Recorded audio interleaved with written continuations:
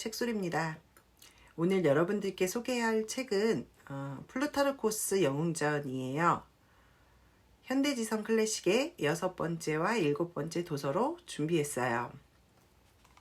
제가 보통 도서를 소개할 때 책 속에 담겨있는 줄거리까지 영상에 담곤 했는데 이 책은 50인에 대한 전기를 수록하고 있기 때문에 내용이 너무 방대해서 꼭 읽어야 된다고 생각이 되는 한 쌍의 영웅들과 특별하다고 여겨지는 한 쌍의 영웅들, 꽃이라고 여겨지는 한 쌍의 영웅들, 이렇게 총 6명의 영웅을 좀 소개를 하고 나머지는 제가 개인적으로 공부한 이 책의 저자 플루타르코스에 대한 정보와 당시의 역사적 배경에 대한 제가 습득한 정보들을 같이 영상에 담아보려고 해요.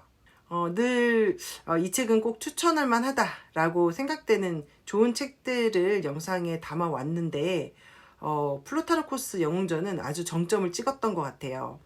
2번, 3번, 4번 읽어도 시간이 아깝지 않을 그런 책이라고 저는 생각이 됐어요.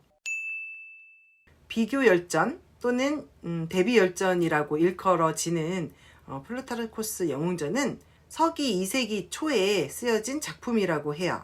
그리스 영웅 23명과 로마 영웅 23명, 이렇게 총 46명에 대한 유사점들, 가령 도덕적 미덕이나 성공과 실패, 또는 혈통, 출생, 성장과 성격, 교육, 그리고 전투, 그리고 그 전투에 따른 업적, 그리고 리더십, 사망에 이르기까지 다양한 면에서 비교할 만한 가치가 있는 두 사람을 한 쌍으로 배열하고 그들의 유사점들을 비교 비판한 그런 작품이라고 보면 될 것 같아요. 우리가 한국에서 찾아 읽을 수 있는 플루타르코스 영웅전은 발췌 번역본이라고 보시면 되고요. 원래 플루타르코스가 수록한 46명의 영웅들, 거기에 후세 학자들이 4명을 더 추가해서 총 50명의 영웅들에 대한 전기를 담아 놓았어요. 플루타르코스 영웅전의 처음을 장식하는 인물은 테세우스와 로물루스예요. 테세우스는 그리스 아테네를, 로물루스는 로마를 건립했다라고 하는 업적적 공통점이 있고 정치가이자 군인이었다라는 직업적 공통점, 매우 지혜롭고 용맹스러웠다라는 성격적 공통점이 있어요. 테세우스의 출생에 관련된 일화는 다소 신화적인 느낌이 있었다라고 저는 느꼈는데, 테세우스가 아버지를 찾아 나설 때 쉬운 길이 아닌 악당들이 많이 출몰하는 그 어려운 길을 찾아서 떠나면서 모든 전투에서 승리를 거두고 드디어 민중들에게 인정받고 영웅의 자리에 서기까지의 일화들이 굉장히 감동스럽고 흥미로웠어요. 로물루스는 조세제, 징병제, 그리고 여성 부족 문제 등을 해결한 영웅인데, 그는 사비니 여인들을 납치해서 로마로 데려와서 로마의 남자들과 결혼을 시키고 아이를 낳게 했어요. 여인들을 뺏긴 사비니족이 당연히 전쟁을 해왔겠죠. 원래는 사비니족이었으나 이제는 나의 남편과 나의 자식이 로마에 있기 때문에 사비니 여인들이 보여준 행동들이 오랫동안 기억에 남을 것 같아요. 그리스와 로마의 시작과 같은 두 인물, 테세우스와 로물루스는 반드시 읽어야 될 영웅들 이야기일 것이다 라고 생각이 되네요.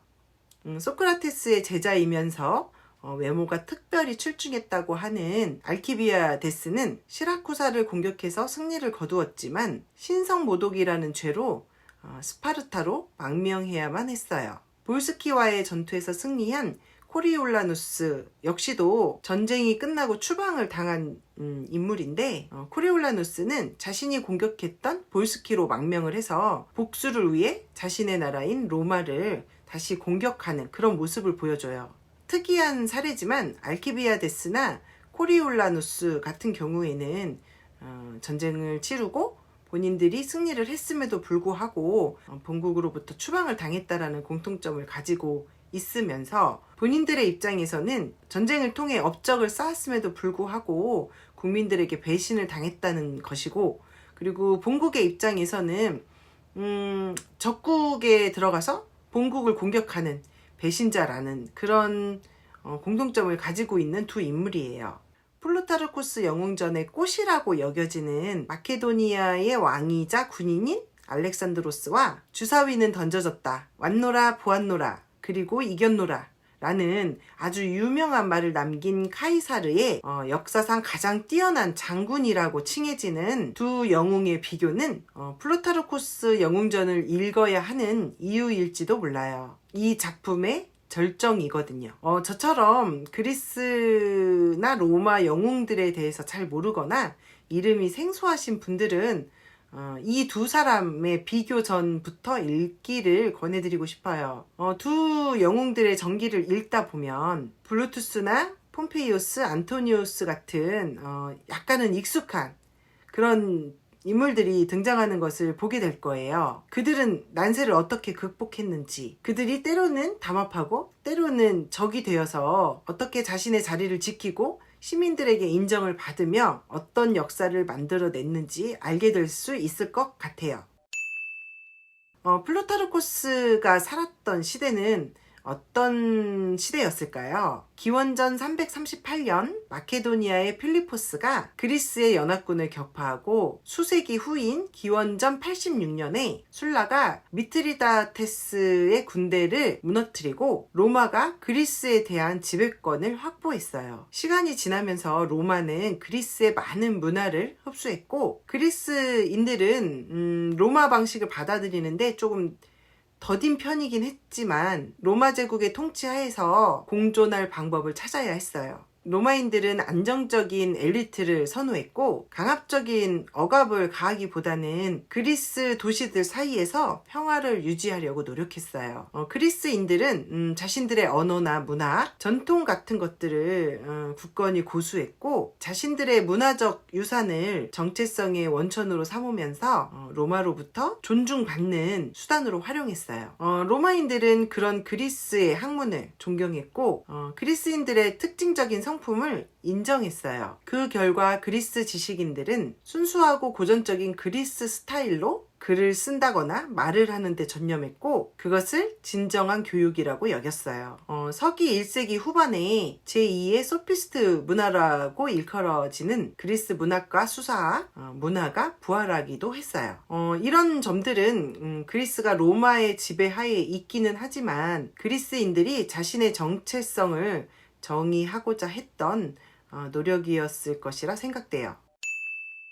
플루타르코스는 기원 후 46년에서 120년 사이의 인물로 카이로네아라는 곳에서 태어났어요. 이곳은 10세대 동안 로마의 지배를 받았던 곳인데 중요한 전투가 벌어졌던 도시이기도 해요. 시대적으로는 로마의 전국이었지만 그리스에서 태어나서 평생 그리스에 거주했던 플루타르코스는 델포이 신전의 수석 사제이자 당대를 대표하는 수필가이자 철학가이고 역사가이자 최초의 체계적인 전기를 만들어낸 그런 문장가예요. 오현제라고 불리우는 현명한 5명의 그 황제들 있죠. 네르바, 트라이아누스, 하드리아누스, 안토니우스 피우스, 마르쿠스 아우렐리우스. 이 오현제 시대 중 가장 절정기였던 트리아누스 그 시대 때에 플루타르코스가 왕성한 활동을 했던 인물인데 플라톤 아카데미에서 공부한 귀족 출신으로 지금으로 말하면 유학파 엘리트였다 이렇게 기록이 되어 있어요.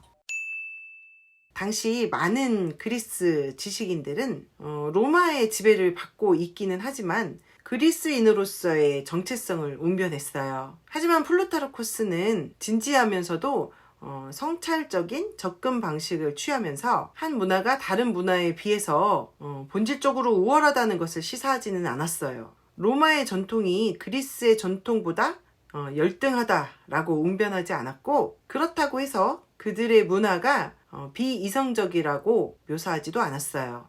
그리스인이든 로마인이든 그들의 내면에 깔린 지혜를 더 강조했던 거죠. 때로는 그리스의 관습보다 로마의 전통이 더 우월하다라고 말했고 때로는 그리스 영웅보다 로마의 영웅에게서 본받을 점이 더 많다라고 말하기도 했어요. 이런 점은 아마도 플라톤과 아리스토텔레스에게서 받은 어떤 영향 때문일 거라고 보여지는데, 이런 것들은 아마도 인간을 관찰함에 있어서 도덕적 관점 내지는 자기 통제, 절제나 이성, 시민의 미덕 등을 더 강조했던 거죠. 이런 특징들이 어떻게 그리스인이기 때문에, 로마인이기 때문에 가능하겠어요? 이거는 단지 그냥 인간이기 때문에 나타나는 어떤 특성들이기 때문에 국적을 떠나서 굉장히 보편적인 이상일 것이다 라고 여겼던 것이겠죠. 이렇게 플루타르코스는 애초에 어떤 역사를 쓰기 위해서 이 작품을 만들어낸 건 아니었고요. 좋든 나쁘든 유명인들의 삶과 운명에 대한 끊임없는 관심으로 인물들을 탐구하고 관찰했던 거죠. 그들을 특징 짓는 많은 일화들과 역사적 사건들, 이런 것들이 영웅임을 떠나서 한 인간으로서 어떤 삶을 살았고 국적을 떠나 윤리적으로 난세를 극복한 영웅들의 위대한 리더십과 진정한 정의가 당시를 비롯한 앞으로의 어떤 비전을 제공할지 생각했던 것 같아요. 플루타르코스는 정치가가 아닌 철학가로서 철학적 관점에서 역사에 접근을 하고 도덕적 가치와 정의로운 통치에 초점을 맞춰 국민의 복지에 헌신하고 정의, 조화, 평화를 증진하는 통치자에 대해서 절제된 언어, 그러니까 명령조가 아닌 어떤 조언의 어조, 그리고 탁월한 문장력으로 그리스인과 친그리스적 사고를 가진 로마인을 아주 조화롭게 섞이는 그런 사회를 묘사해서 이 논문을 아주 저명한 로마의 지식인들에게 바쳤어요. 플루타르코스는 그리스 전통에 깊은 뿌리를 두고 있기는 하지만 그리스와 로마의 가장 좋은 이상이 공존할 수 있음을 증명해 보였던 그런 인물이었어요.